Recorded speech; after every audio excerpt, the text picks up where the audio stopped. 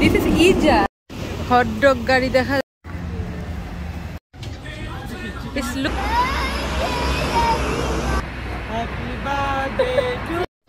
এই তো আমি রেডি হওয়া শুরু করে দিছি, বেশিক্ষণ নিব না, অল্প সময় যতটুকু রেডি হওয়া যায়। তারপর আমাদের বেরোতে হবে, যদি মানে দুপুর হয়ে গেছে আর কি, একটু লাঞ্চ করে আমরা বের হবো, যেহেতু আমি রান্না করে রাখছি। তো ঝটপট রেডি হয়ে নিই। বয়েস পার্টিগুলো সব কি করতেছে? এগুলো কি দেখতেছে? অ্যাভাটার। এই তো রেডি হওয়া শেষ, এখন হচ্ছে ব্যাগ ট্যাগ রেডি করবো, তারপর আমরা বের হবো আর কি। ইজাজ বিবি রেডি হয়ে গেছে, খুব সুন্দর লাগতেছে। ইজাজ কোথায় যাবে বলে? Eiffel tower. আইফেল, হ্যাঁ। আমরা এখন হচ্ছে বের হইতেছি। আমি হ্যাট নিচ্ছি হচ্ছে কারণ বৃষ্টি পড়তেছে অলরেডি, তো এটা প্রোটেক্ট করবে আই থিঙ্ক আমাকে।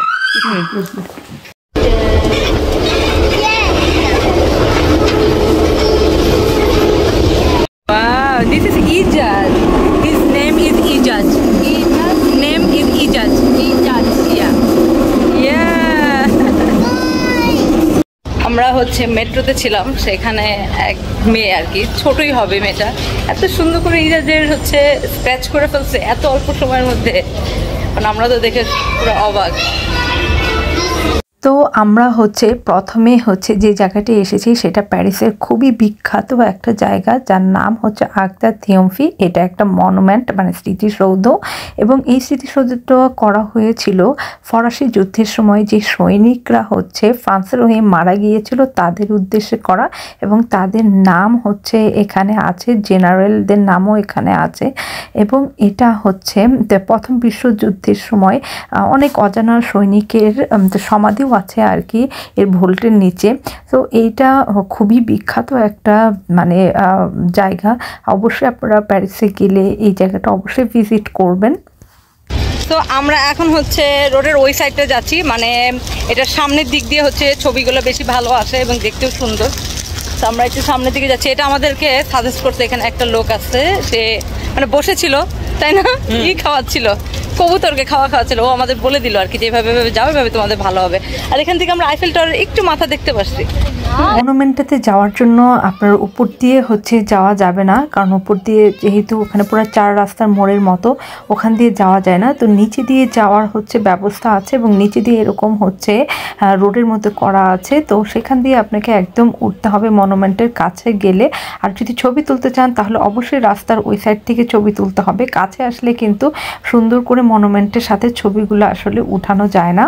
আমরা যখনই মনুমেন্টটাতে পৌঁছেছি তখনই অসম্ভব বৃষ্টি আসা শুরু হয়েছে। তো তখন আমরা হচ্ছে ভেতরে এখানে দাঁড়িয়েছিলাম। এখানে কিন্তু এলিভেটর দিয়ে উপরেও ওঠা যায়, এবং সেটার জন্য আলাদা কস্ট আর কি। এটা আপনারা গুগলে গেলে আপনারা হচ্ছে খুঁজে পাবেন যে কত আর কি টাকা লাগে আর কি উপরে উঠতে। আমরা যেহেতু উপরে উঠবো না, যেহেতু অনেক রেন্ট ছিল, সো আমাদের যেহেতু উপরে ওঠার কোনো প্ল্যান ছিল না, তো আমরা এটা নিয়ে আর বেশি স্টাডিও করিনি। জাস্ট এখানে দেখেন যে সব হচ্ছে জেনারেলদের এবং সৈনিকদের হচ্ছে নাম, এবং এখানে হচ্ছে ওরা একটা ফায়ারের মতো রেখেছে, যেটা হচ্ছে সৈনিকদের স্মরণে আর কি রাখা।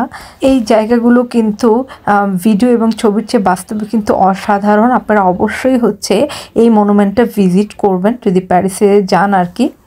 এই তো আমরা বৃষ্টির মধ্যে পড়ছি, এখন এখানে ওয়েট করতেছে। আমাদের প্ল্যান ছিল এখান থেকে আইফেল টাওয়ারে যাব, বাট হচ্ছে বৃষ্টির মধ্যে পড়ছে, এখন বৃষ্টি না কমা পর্যন্ত আসলে যেতে পারতেছি না।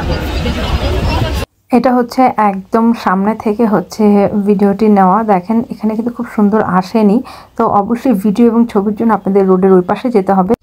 এখন আমরা যাচ্ছি হচ্ছে আইফেল টাওয়ারে যাচ্ছি, আমাদের বহু প্রতীক্ষিত আইফেল টাওয়ারে। তো এখান থেকে যাচ্ছি, বাসে যাব, বেশিক্ষণ লাগবে না, বাসে হেঁটেও যাওয়া যায়, হাফ অ্যান আওয়ার হাঁটতে হবে আর কি। কিন্তু আমি একটু উঁচা জুতা পরে আসছি, এই জন্য আমি হাঁটতে চাচ্ছি না।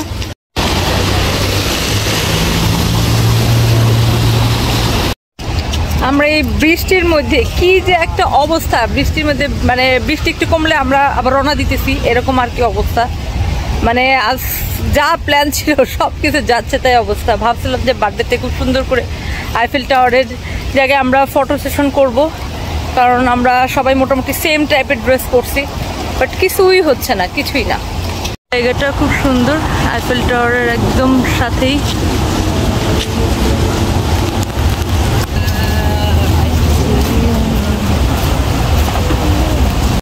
আর এই যে আইফেল টাওয়ার,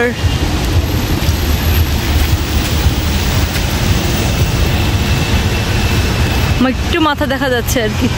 এটা হচ্ছে অ্যাকোরিয়াম প্যারিসের, এবং এখানে একটা বড় একটা ফুড কোর্টের মতো আছে।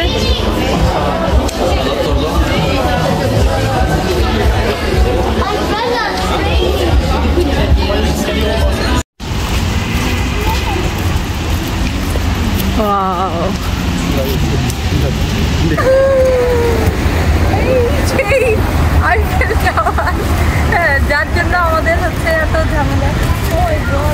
ফাইনালি আমি দেখতেছি,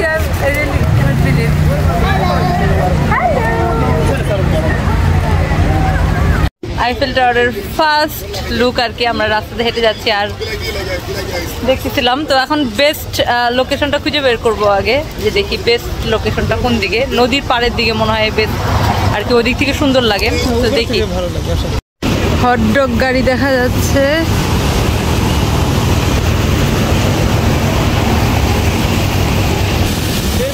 ওয়াও, এখানে খুব সুন্দর হচ্ছে একটা পানির ওয়াটার ফ্রন্ট করছে,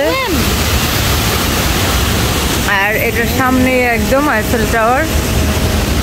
আইফেল টাওয়ারের সামনেই দেখি হচ্ছে ক্রেপ বিক্রি করতেছে।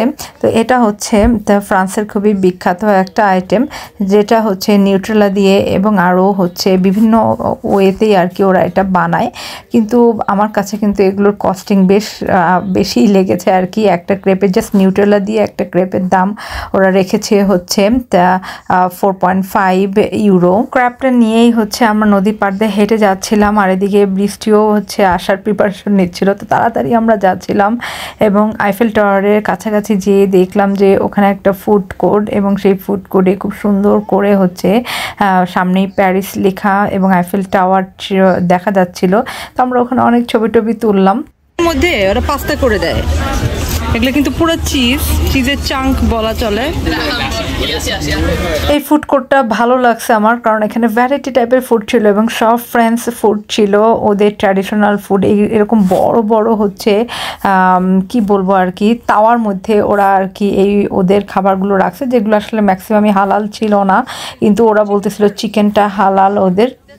তো আমাদের খাবারগুলো দেখে আসলে খুবই ভালো লাগছে, কারণ ফ্রেঞ্চ ফুড আমরা সবসময় যে দেশেই যাই না কেন তাদের ফুডগুলো আমরা ট্রাই করার চেষ্টা করি। এটা ছিল হচ্ছে এক ধরনের সুইটস, যেটা হচ্ছে হানি দিয়ে বানানো, এবং এখানে বিভিন্ন ধরনের বাদাম ছিল। তো ওরা আমাদের ট্রাই করার জন্য হচ্ছে ছোট ছোট পিস করে কেটে রেখেছিল, সেগুলো দিল এবং খাওয়ার পর দেখলাম আসলে খুবই মজার ছিল আর কি, এবং একদম ডিফারেন্ট টাইপের একটা সুইটস ছিল। তো আমরা হচ্ছে পুরো ফুড কোর্টটা ঘুরে ঘুরে দেখলাম যে কি হালাল আছে বা এরকম কিছু। তারপর বৃষ্টির জন্য কিছুক্ষণ ওয়েট করে বৃষ্টিটা যখন কমেছে তখন আমরা আইফেল টাওয়ারের দিকে যাচ্ছিলাম, কারণ আইফেল টাওয়ারের পিছন সাইডে একটা মাঠের মতো আছে, যেখানে কিন্তু সবার ছবি হয়তো আপনারা সবাই দেখেন আর কি। তো সেই মাঠের উদ্দেশ্যে আমরা যাচ্ছিলাম, তখন দেখলাম বৃষ্টিটা একটু কমেছে, এবং এই তো এই মাঠ, কিন্তু এখানে আর বসার কোনো উপযোগ ছিল না। আমরা হচ্ছে সেই আইফেল টাওয়ারের সামনে যে বিখ্যাত আর কি ফিল্ড, যেখানে সবাই আসে, এখানে আসছি, কিন্তু এখানে পানির জন্য আর কি বসা যাচ্ছে না, যেহেতু বৃষ্টি হয়েছে। এখন ওয়েদারটা একটু বেটার আর কি। যেহেতু ওই দিন আমার বার্থডে ছিল, তো সুমনের খুব প্ল্যান ছিল যে সে কেক কাটবে, কিন্তু আসলে বৃষ্টি সব কিছু মিলে আর হয়নি। তো সুমন হচ্ছে সেখানে একটা ফুলওয়ালার কাছ থেকে সে আমার জন্য ফুল নিয়ে আসছে আর কি কিনে, যেটা হচ্ছে 3 ইউরো একটা রোজের দাম, বুঝেন অবস্থা। তো যাই হোক, সেটা যেমনই হোক না কেন, সে মন থেকে কিনে নিয়ে আসছে, এই জন্য আমার খুবই ভালো লাগছে আর কি, এবং রোজটা অনেক কিউট ছিল।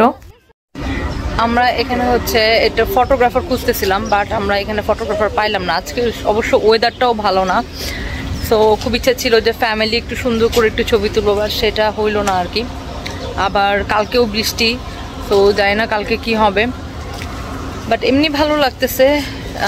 বাট যে প্ল্যানগুলো ছিল সেই প্ল্যানগুলো ঠিক মতো হইলো না, এটাই হচ্ছে মেন কথা। আইফেল টাওয়ার না একটা মজার একটা ইনফরমেশন দিই, আর সেটা হলো আইফেল টাওয়ার কিন্তু ম্যারিড। সো একজন মহিলা আর কি, যে আমেরিকান, উনি হচ্ছে আইফেল টাওয়ারকে ম্যারি করেছিল, তারপর সে আবার ডিভোর্সও দিয়ে দিচ্ছে। মানে এই জিনিসটা আমার কাছে খুবই ফ্যান্টাস্টিক লাগছে যে আইফেল টাওয়ার হচ্ছে ম্যারিড ছিল। এই দুষ্টু ছেলেরা কি করতেছে এগুলো? আমরা এখন বের হয়ে যাইতেছি আইফেল টাওয়ার এর এখান থেকে। আইফেল টাওয়ার তো আসলে ওই সাইড থেকেও অন্য সব সাইড থেকেই সুন্দর লাগে। তো এখন দেখি আমরা অন্য পজিশন থেকে। এটা হচ্ছে আইফেল টাওয়ার উপরে যদি কেউ উঠতে চায় তাহলে হচ্ছে 18 করে লাগবে যদি সেকেন্ড ফ্লোর পর্যন্ত যায়, আর সামিট পর্যন্ত যায় যদি তাহলে 28 পাউন্ড করে লাগবে। আর এটা হচ্ছে যদি সিঁড়ি দিয়ে যেতে চায় তাহলে, এবং এটাও হচ্ছে যে সিঁড়ি দিয়ে যদি যেতে চায় তাহলে। রাস্তায় হচ্ছে ভুট্টা ভাজতেছিল, সেই ভুট্টা দেখে হচ্ছে সাদের খুব খেতে ইচ্ছা করছে, যেহেতু আমরা সবাই খুব কর্ন লাভার। তো ভাবলাম যে আচ্ছা ঠিক আছে ওকে কিনে দিই, তো সুমন ওকে কিনে দিল। বাট এই ভুট্টাগুলো তেমন একটা ভালো লাগে না আমাদের কাছে, যেহেতু আমরা হচ্ছে সুইট কর্ন খেয়ে অভ্যস্ত। তো এটা সুইট কর্ন ছিল না, আর সাদের কাছে তো এমনি সব কিছুই ভালো লাগে, বাট হচ্ছে এটা সুইট কর্ন ছিল না বলে আমার ভালো লাগেনি। বৃষ্টির যন্ত্রণায় আমরা হচ্ছে একটা ছাতা কিনেই ফেলছি, কি করব, যে পরিমাণ বৃষ্টি শুরু হয়েছে, একবার হয় একবার বন্ধ হয়, এই অবস্থা। আমরা আজকে হচ্ছে একদম টিপিক্যাল ফ্রেঞ্চ একটা খাবার খাবো, এখন জানি না কেমন, তো টেস্ট করে দেখি আর কি যে কেমন হয় ওদের ফুড, এবং ওরা বললো যে হালাল, তো ট্রাই করে দেখি আর কি। এই হইলো সেই ফুড, এটার নাম জানি না, এটা কি? Very good. আমরা একটা নিচে খেয়ে দেখি যে কেমন আর কি। এটা হচ্ছে এখানে চিকেন আর এখানে চিপস দিচ্ছে। আবার এখন একটা সি ফুডের একটা নিয়ে আসলো, চিকেন নিয়ে আসলাম না, কারণ চিকেন অনেক। যখন ব্যাক করতেছিলাম তখন আইফেল টাওয়ারের লাইটগুলো জ্বলে উঠছে, কারণ সন্ধ্যা হয়ে যাচ্ছিল, এবং তখন আমরা কিছু ফটোগ্রাফারও দেখলাম, যেহেতু হচ্ছে তখন বৃষ্টিটা কম ছিল।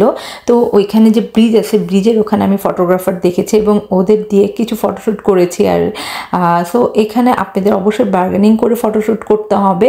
ওরা একটা পজিশনে বলেছিল ছবি তুলে দেবে, তা আমি রিকোয়েস্ট করে আরেকটা পজিশনে নিয়ে গিয়েছিলাম, তো ওরা কিছু বলেনি আর কি। তো এই কয়টা ছবি হচ্ছে আমার 10 পাউন্ড দিয়ে আমি তুলেছি, 10 ইউরো আর কি। তো আপনারা আরেকটু বার্গেনিং করে আরও হচ্ছে ছবি তুলতে পারেন। আর এই বেলুনগুলো কিন্তু এই ফটোগ্রাফার ওরাই দেয়। তো এই বেলুনগুলো নিয়ে আমারও খুবই ছিল, কিউরিসিটি ছিল যে হয়তো যারা ছবি তুলে তারা নিয়ে আসে, বাট পরে দেখলাম যে না, এগুলো ওই ফটোগ্রাফারদের কাছেই থাকে, ওরাই হচ্ছে হাতে ধরায় দেয় এবং পজিশনও বলে দেয় কিভাবে ছবি তুলবেন। অবশ্যই আপনারা কিন্তু বার্গেনিং করবেন। Happy birthday to mom, happy birthday to me too, happy birthday, happy birthday, happy birthday to you.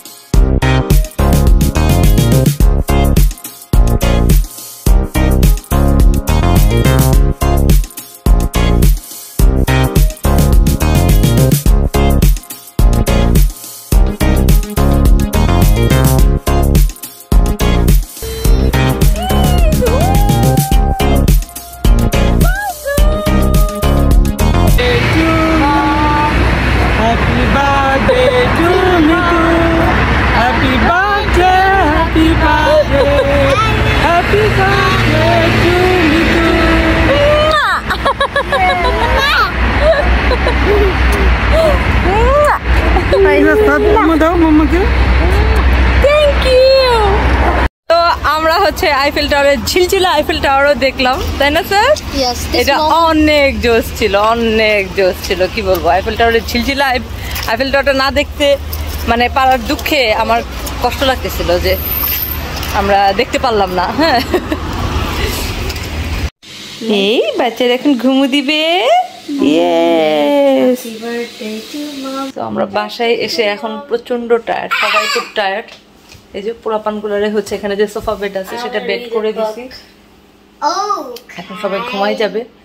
তো আজকে দিনটা হচ্ছে বিরক্ত নিয়ে মানে শুরু হয়েছে, যেহেতু বৃষ্টি সবকিছু মিলে, তারপর আর কি খারাপ না, সব ভালো মন্দ মিলেই আর কি। তাহলে প্যারিস থেকে আজকের মতো সবার কাছ থেকে বাই বাই দিচ্ছি। সবার সাথে আবার দেখা হবে কালকের ব্লগে। Bye bye.